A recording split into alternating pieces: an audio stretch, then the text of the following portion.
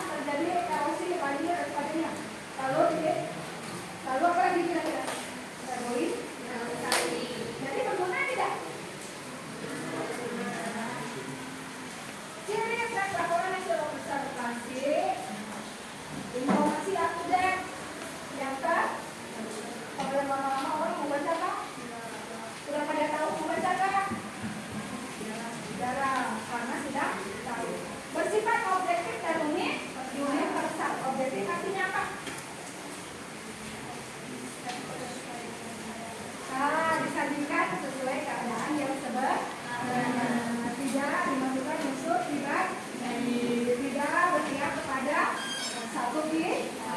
Ini universal ya. Lalu kemudian bahasa yang digunakan bahasa Indonesia yang baik dan benar, otomatis karena Indonesia itu masyarakatnya kompleks, ada bahasa Sunda, ada bahasa Jawa, ada bahasa Madura. Jadi menggunakan bahasa Indonesia yang baik dan benar supaya orang paham semua.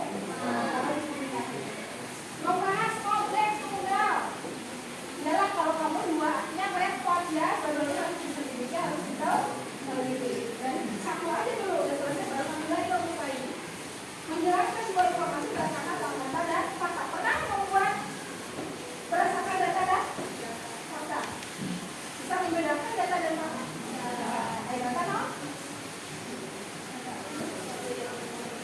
Sesuatu yang tidak bisa ditawar lagi, data sama fakta. Tapi fakta masih membutuhkan data. Data atau fakta. Presiden pertama Indonesia Soekarno